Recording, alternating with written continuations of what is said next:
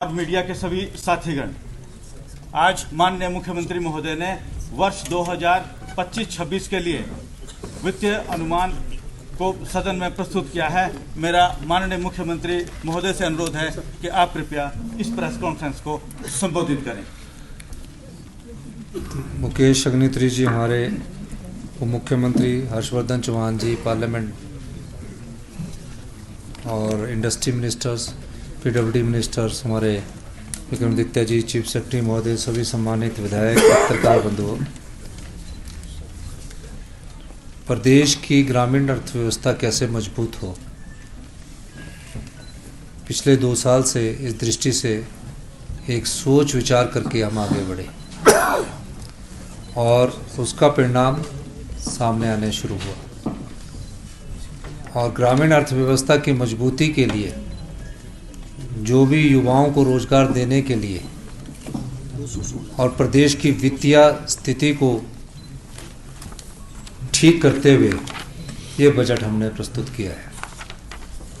इसमें सभी वर्गों का ख्याल रखा गया। सबसे पहला वर्ग ग्रामीण अर्थव्यवस्था की मजबूती के लिए जो हमारे किसान हैं, बागवान हैं, पशुपालक हैं, जो नित्य इस रोजगार से जुड़े हैं, उनको कैसे आत्मनिर्भर बनाया जा सके, उनके कैसे आर्थिक समृद्धि मजबूत की जा सके, इस दृष्टि से हमने उन बिंदुओं को चिन्हित किया जिन बिंदुओं के सहारे वो अपना जीवन यापन करते हैं। पहला बिंदु पशुपालन से संबंधित था। पिछले वर्ष हमने गाय के दूध में 32 रुपये हुआ करता था, 13 रुपये की बढ़ोतरी की, 45 रुपये किया। और भैंस का दूध जो 45-47 रुपये होता था, उसको बढ़ाकर हमने 55 रुपये किया। आपने देखा होगा कि कोई योजना 1 साल के लिए नहीं लाई जाती है, उसकी रूपरेखा, उसका स्वरूप आपके दिमाग में बना होता है। और मेरे पास ग्रामीण अर्थव्यवस्था का स्वरूप बना हुआ है, जो हमने अनुभव किया अपने जीवन में। उस अनुभव के माध्यम से हम इस क्षेत्र में महत्वपूर्ण बदलाव लाने की कोशिश कर रहे हैं। आम आदमी के जीवन में बदलाव कैसे आए, कैसे उसकी आर्थिक स्थिति मजबूत हो, इस दृष्टि से भी हमें कार्य करने की जरूरत है। और मैं आपको ये आश्वासन देना चाहता हूँ हिमाचल की जनता को कि आने वाले समय में ये ग्रामीण अर्थव्यवस्था और तेज़ी से आगे बढ़ेगी। अभी हमने जो बजट प्रस्तुत किया उसमें पैसे का एलोकेशन भी कर दिया गया है, और उसमें जो हमने गाय के दूध है उसको हमने 6 रुपये बढ़ाकर 45 रुपये से बढ़ाकर 51 रुपये किया है। और भैंस का दूध जो है वो 55 रुपये से बढ़ाकर 61 रुपये किया है। उसके साथ हमने एक चीज़ और देखी कि कई बार उनको ट्रांसपोर्टेशंस नहीं मिलती है, और कोई अपना व्यक्तिगत तौर पर दूध लाकर, जो मिल्क फैट के नोटिफिकेशन कलेक्शन सेंटर होंगे वहाँ भी लाकर देगा, 5 किलोमीटर से दूर आकर वहाँ देता है अपना व्यक्तिगत तौर से, और उसकी क्वालिटी मिल्क की ठीक होगी तो उसे 2 रुपया एक्स्ट्रा और मिलेगा।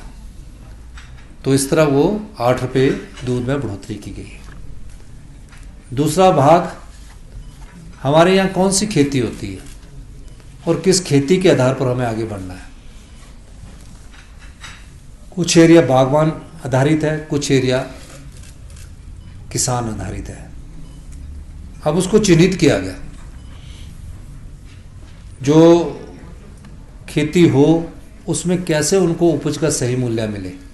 पिछले वर्ष हमने पहली बार मक्की का, प्राकृतिक मक्की का मूल्य 30 रुपये तय किया, और जनता के वहाँ जो किसान थे उनके हाथों में पैसा गया। मक्की का हमने, गेहूँ का हमने 40 रुपये तय किया। अभी गेहूँ खरीदी नहीं गई क्योंकि गेहूँ का सीज़न खरीदने का अब है। जो भी प्राकृतिक खेती से उगाया जाएगा उसका हम गेहूँ का सीज़न जो होगा उसमें वृद्धि की गई। इस बार हमने कहा कि मक्की का जो मूल्य है वो प्राकृतिक खेती से उगाई मक्की का वो 40 रुपये सरकार खरीदेगी और 60 रुपये जो गेहूँ वो सरकार खरीदेगी। इसके बाद हमने एक चीज़ देखी कि लोगों ने खेती करना छोड़ दिया है। उसका मूल कारण बंदरों द्वारा फसलों को उजाड़ना है, नील गाय सूरों द्वारा फसलों को उजाड़ना है। तो हमने कहा कि कोई ऐसी उपज ढूंढी जाए जो किसान लगाए और किसान को उसकी आय हो। इस तरह से हमने पाया कि टर्मरिक जो है, हल्दी जो है, अगर उसको लगाते हैं तो उसको बंदर नहीं खाता है। जब अंकुर फूटता है तो बंदर उसको निकाल के, कई बार मक्की के अंकुर को फूट कर निकाल के खा लेता है। और हमने ये पाया कि 9 महीने में हल्दी तैयार होती है। उसे 90 रुपये 90 रुपीस प्रति किलो के हिसाब से हिमाचल प्रदेश की सरकार खरीदेगी। और तकरीबन 9 महीने बाद जब किसी के पास 10 क्विंटल मक्की होगी, उसकी जेब में 1 लाख रुपया होगा। उस मक्की के साथ अगर वो गेहूँ भी पैदा करता है, अगर 10 क्विंटल गेहूँ होगी तो 60,000 रुपया उसको मिलेगा। और उसके साथ 40 मक्की भी पैदा करता है, 40,000 रुपया भी उसको मिलेगा। तो एक गांव के किसान के पास जो कार्य करेगा तो उसको 1 साल में 2 से 2.5 लाख रुपया आराम से आय हो सकती है। हल्दी को उगा के उसको ज़्यादा देखभाल नहीं करती, पर सरकार खरीदेगी। उसके अलावा इन खेतों को बचाना है हमने। तो आपने देखा कि हमने मुख्यमंत्री संरक्षण योजना लाई है कि नील गाय ना घुस सके, तो उसमें जालीदार सोलर ऊर्जा और नुकीली तारों का इस्तेमाल के लिए हमने बजट में प्रावधान किया है। 1 साल बाद आप इनकी स्थिति में बदलाव देखोगे। जब हमने दूध का रेट बढ़ाया तो आनी, रामपुर, रोडों में वो बदलाव हमें देखने को मिला।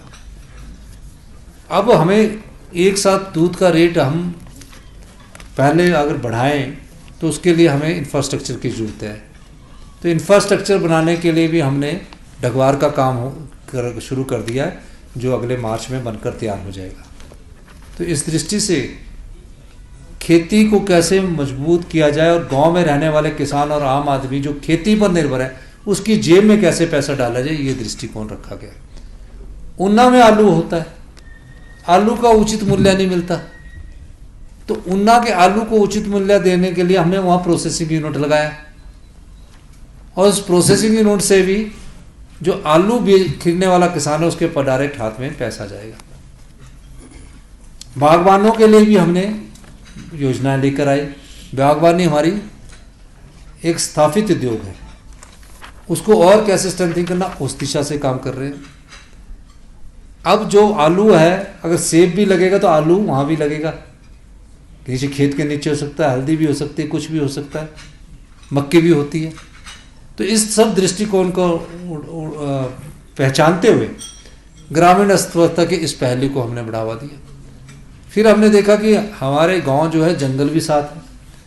जिस प्रदेश की 67% भूमि वन भूमि कहलाती है, उस 67% वन भूमि पर प्लांटेशन जो होती है वन विभाग द्वारा की जाती है, वो पहले सरकार द्वारा की जाती थी। हमने कहा कि जो पंचायतों में महिला मंडल बने हैं, युवक मंडल बने हैं, स्वायत्त संस्था में बने हैं, उसमें अगर वन विभाग 1 हेक्टेयर क्षेत्र उनको देता है कि इस वन की भूमि पर आपने पौधा लगाना है, हमने उसका भी मूल्य तय कर दिया। अगर कोई बाड़ लगाने के लिए 1 लाख रुपया दिया जाएगा, खुद लगाना चाहे या विभाग लगा के दे देगा, खुद भी लगा सकता है महिला मंडल, और उसके बाद उसको पौधे दिए जाएंगे। उन पौधों को लगाने के लिए और बाड़ लगाने के लिए एक महिला मंडल को 1 हेक्टेयर क्षेत्र में, यानी 1 हेक्टेयर होता है 12.5 बीघे, यानी 25 कनाल, उसमें लगाने के लिए उसको 2,40,000 बाढ़ की शहद देंगे। बाढ़ महिला मंडल खुद लगाना चाहता ठीक है, नहीं तो वन विभाग खुद लगा के देगा। फिर क्या होता है, प्लांटेशन के समय आप क्या करते कि प्लांट लगा दिया, मुख्यमंत्री जी ने प्लांट लगा दिया, उप मुख्यमंत्री जी ने प्लांट लगा दिया, विधायकों ने प्लांट लगा दिया और प्लांटेशन हो गया। और प्लांटेशन की देखभाल कौन करेगा? कोई देखभाल नहीं करता। उस प्लांटेशन की देखभाल करने के लिए हमने 1 लाख निश्चित किया और कहा कि अगर 100 पौधे लगते हैं, 100 में से 50 पौधे भी अगर वो जीवित रहते हैं तो उसे 1 लाख मिलेगा। फिर उसकी जड़ें मजबूत अगले साल होगी, फिर 1 लाख मिलेगा। इस तरह 6,40,000 महिला मंडलों को ग्रामीण अर्थव्यवस्था को मजबूत करने के लिए दिया जा रहा है। ये उद्देश्य उसका है। तीसरी बात कि हमारी जो डेयरी इंडस्ट्रीज है वो कैसे बढ़े, उसमें इंफ्रास्ट्रक्चर को खर्च किया जा रहा है। फिर उसके बाद हमने टूरिज्म सेक्टर को देखा। टूरिज्म सेक्टर में बड़े उद्योगपति यहाँ आना चाहते हैं। मैंने 2 साल के अनुभव में ये पाया कि हमें कुछ नियमों और कानूनों में बदलाव करने की जरूरत है। 3 स्टार यहाँ बनाना चाहते हैं, 4 स्टार यहाँ बनाना चाहते हैं, 5 स्टार यहाँ बनाना चाहते हैं और 7 स्टार यहाँ बनाना चाहते हैं। तकरीबन 200 होटल जो है वो विभिन्न नियमों और कानून के तहत बदले। हमने कहा कि 200 होटल वाले जो भी अपनी एप्लीकेशन में अप्लाई करेंगे, 1 महीने के भीतर हम उनको परमिशन दे देंगे और अपना कार्य शुरू करें। उसी तरह बड़े हॉस्पिटल्स वाले भी आना चाहते हैं, उनके लिए भी हमने वेलनेस सेंटर के तौर पर हमने टूरिज्म सेक्टर को बढ़ावा देने के लिए आगे किया। जो भी परिस्थितियां हैं, युवाओं को रोजगार कैसे मिले, हमने कहा कि कोई डीजल की बस खरीदना चाहता है, अगर 40 लाख की डीजल की बस है तो उसे 30% सब्सिडी मिलेगी, यानी 12 लाख सब्सिडी मिलेगी। अगर इलेक्ट्रिकल बस खरीदना चाहता है ताकि जो बसों की कमी है तो उसे 40% सब्सिडी मिलेगी, यानी 1 करोड़ में 40 लाख की सब्सिडी हम देने जा रहे हैं। और राजीव गांधी स्टार्टअप योजना का ये फ़ायदा हुआ कि 40 गाड़ियाँ हमारी डिपार्टमेंट में लग गई। उन युवाओं ने उसको साफ भी रखना, उन युवाओं ने उससे अपनी जीविका कमाना शुरू कर दिया। फिर हमने अपने पर्यावरण को बचाने की दृष्टि से कार्य कर रहे हैं। पहले दिन से हमारा ग्रीन स्टेट बनाने का, जितनी इलेक्ट्रिकल, अभी हम एक नीति लाएंगे, जो भी डीजल पेट्रोल की गाड़ी ई टैक्सी में बदलना चाहता है, एक सीमित आय उसकी है, उसको हम कन्वर्ट कर देंगे इलेक्ट्रिकल व्हीकल्स में। इस दृष्टि से भी हमारी सरकार कार्य कर रही है। और हमारी जो संपदा है वो कुछ ही लोगों के हाथ में और कुछ ही लोगों द्वारा संचालित की जाती है। मुझे ये कहने में कोई दो राय नहीं है कि हमारी संपदा का अधिकांश भाग, हमारी इकॉनमी का अधिकांश भाग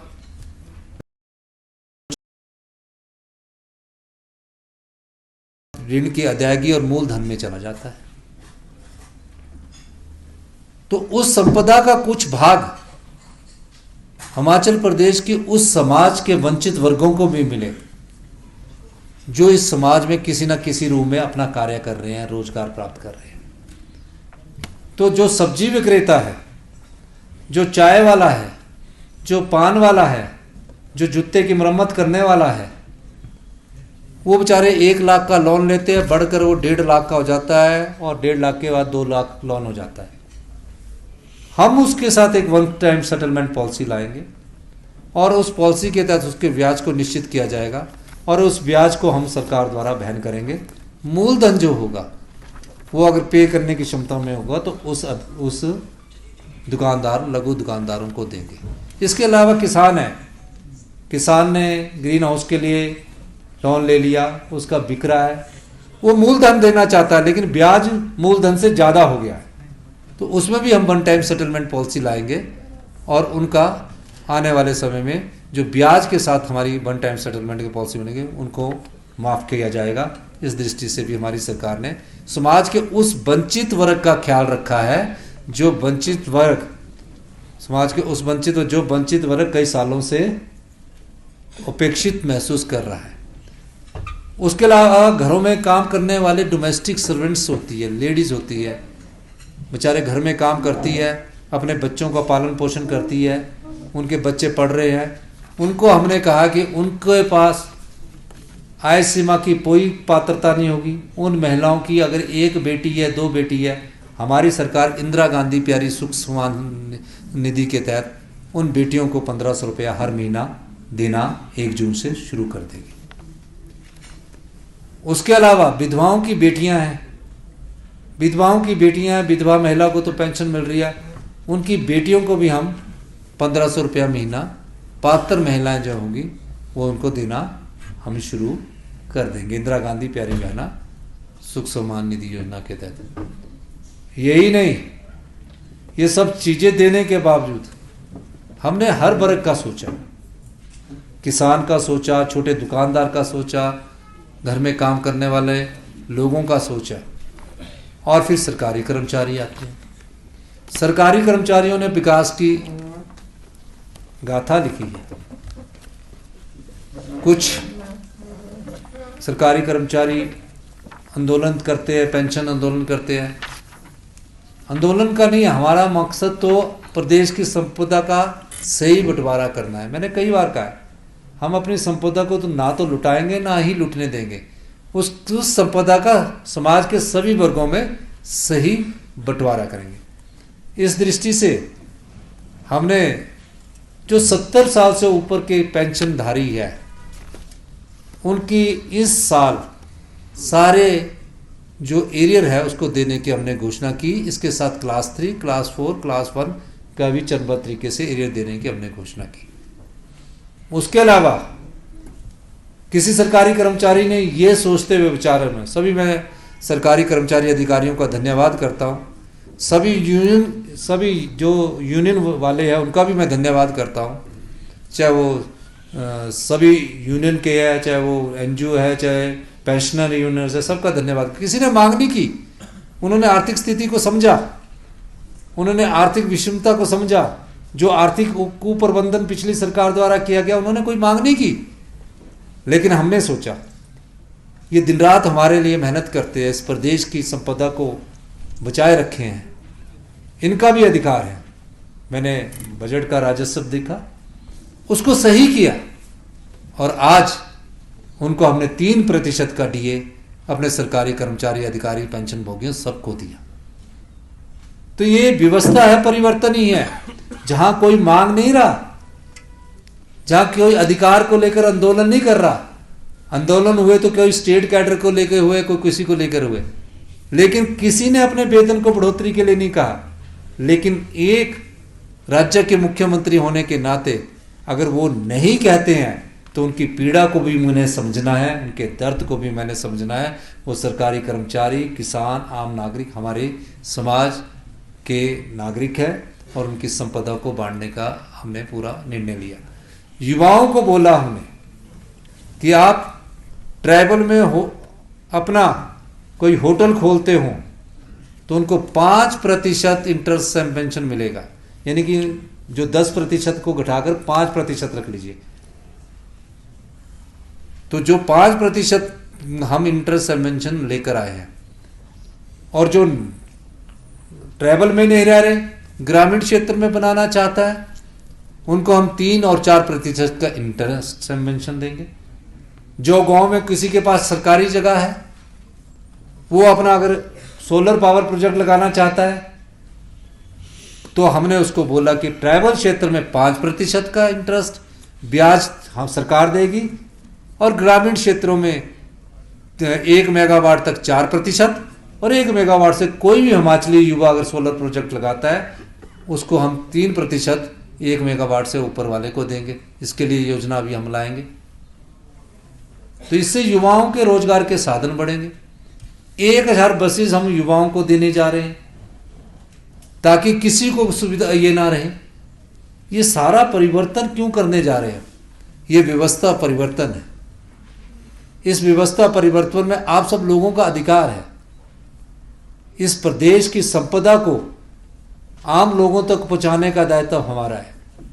पिछली बार हमने मनरेगा में 60 रुपए की बढ़ोतरी की, इस बार हमने मनरेगा में 20 रुपए की बढ़ोतरी की, 320 रुपए दिया जा रहा है। और जितने भी पहाड़ी राज्य है उसमें सबसे ज्यादा हमारी मनरेगा हो गई है। क्यों? मनरेगा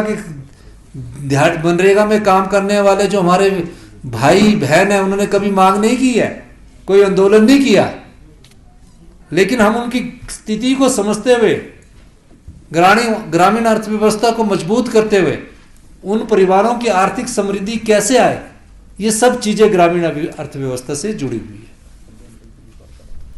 बाकी जो हम दे रहे हैं तो हम करेंगे ही। अब बताइए, जिस प्रदेश की हेल्थ सेक्टर में आईजीएमसी में 19 साल पुरानी एमआरआई लगी हो, 19 साल, टांडा में क्या हाल होगा? 10-10, 20-20 साल पुराने मेडिकल टेक्नोलॉजी है। वहाँ डॉक्टर छोड़ के चले जाते थे, पीजी करके चले जाते थे। हमने उनका कहा कि जो पीजी कर रहे डॉक्टर हैं उनको 62-65 हज़ार से बढ़ाकर 1 लाख रुपया हमारी सरकार देगी, और जो एसआरशिप कर रहे हैं उनको 1,30,000 रुपये देगी, ताकि हमारे हेल्थ इंस्टीट्यूशंस अच्छे हो सके। हम युवाओं को रोजगार आउटसोर्स पर दे रहे हैं। आउटसोर्स की एक बड़ी लाइन खड़े होकर हमारे पास 20-20 साल पुराने आउटसोर्स वाले आते हैं। हमने कहा उस नीति में बदलाव करेंगे, और हम सरकारी क्षेत्र में गुजरात का एक मॉडल है उसको स्टडी कर रहे हैं, उस स्थिति से आगे बढ़ेंगे ताकि उनको आउटसोर्स की कमी ला सके। यही नहीं, सड़कों में हमारा कैसे खर्च होना है, पानी में कैसे खर्च होना है, उसकी गुणवत्ता पर हम जोर दे रहे हैं। तकरीबन हर क्षेत्र के हर वर्ग को हमने, भीषण परिस्थिति होने के बावजूद भी हमने अपनी तरफ से बेस्ट बजट इस साल का, जहां आर्थिक संकट हो, प्रस्तुत किया है। 1 साल बाद आप गांव के किसान के पास जाएंगे, आप उसकी जेब में पैसा देखेंगे, और ये नीति आने वाले समय में उनके जीवन में बदलाव लाएगी। दूध से बदलाव आया, मक्की से बदलाव आया, अब टर्मरिक से बदलाव आएगा। यही ग्रामीण अर्थव्यवस्था का मूल मंत्र है। डॉक्टर ऑपरेशन थिएटर में आउटसोर्स पर 13,000 में लगा हुआ है, लेबोरेटरी टेक्नीशियन 15,000 में लगा हुआ है, मेरिट पर आया हुआ। हमने कहा सबको 25,000 रुपया मिलेगा, और उनके पद भी अभी भरे जाएंगे। इस वर्ष हम परफॉर्म करके आपके सामने बताएंगे कि कहाँ कहाँ जो गलतियां हुई उसमें सुधार करेंगे। प्रशासनिक अधिकारियों को भी दिशा निर्देश दिए। हर दिन हम मॉनिटरिंग करेंगे, बैठ के बात करेंगे। मंत्रिमंडल के सदस्य हर दिन जो बजट में आया उसको कैसे अमली जामा बनाएंगे, हम इस दृष्टि से काम करेंगे। और मैं ये भी कहना चाहता हूँ कि हम सब लोग मिलजुल कर इस प्रदेश को आत्मनिर्भर बनाना है। 25,000 पोस्टें भरी जा रही है। आईपीएच में इंटरव्यू शुरू हो चुके हैं, कुछ जगह खत्म हो चुके हैं। 25,000 पोस्टें तो ये सरकारी क्षेत्र में, चाहे आउटसोर्स में, चाहे किस सरकारी क्षेत्र में, चाहे हम रेगुलर भर रहे हैं, इसमें भरी जा रही। जो और संसाधन हम पैदा कर रहे हैं, जो हम इंटरेस्ट सबवेंशन लाए हैं, वो भी रोजगार के अवसर पैदा करेंगे। मेरा ये मानना है कि हिमाचल प्रदेश की 80% लोग जनसंख्या गांव में रहती है। गांव समृद्ध होगा, प्रदेश आत्मनिर्भर होगा। प्रदेश आत्मनिर्भर होगा, 2032 की जो हम कल्पना लेकर चले हैं कि हम हिंदुस्तान के सबसे समृद्धशाली और अमीर राज्य होंगे, ये नीतिगत बदलाव उस दिशा की ओर अग्रसर कर रहा है। इसमें आप परिवर्तन हो सकता है कि हमारी नीतियों में कुछ खामियां हो, उसमें हम सुधार करेंगे। हमें फैसला जहां गलत होगा उसमें बदलने में कोई हिचकिचाहट नहीं होती है, पर हम फैसले अच्छेपन में सोच विचार करके लेते हैं। हेल्थ सेक्टर में आप आने वाले दिनों में महत्वपूर्ण बदलाव देखेंगे। शिक्षा क्षेत्र में आपने बदलाव देखा। शिक्षा की गुणवत्ता के लिए हमने डे बोर्डिंग स्कूल बनाने स्टार्ट कर दिए। अगले साल 10 डे बोर्डिंग स्कूल होंगे। आपको मैं अपने दो डे बोर्डिंग स्कूल में लेकर जाऊंगा, जहां बोलेंगे कि गांव के बच्चे, हम इन स्कूलों में पढ़ते हैं। अभी जो गांव के बच्चे जिन स्कूलों में पढ़ रहे हैं वहाँ क्वालिटी एजुकेशन नहीं दे पा रहे, गांव के परिवारों के साथ भी धोखा कर रहे हैं, और उन बच्चों को जो स्कूल में जा रहे हैं उनको भी धोखा कर रहे हैं। इसमें भी बदलाव की जरूरत है।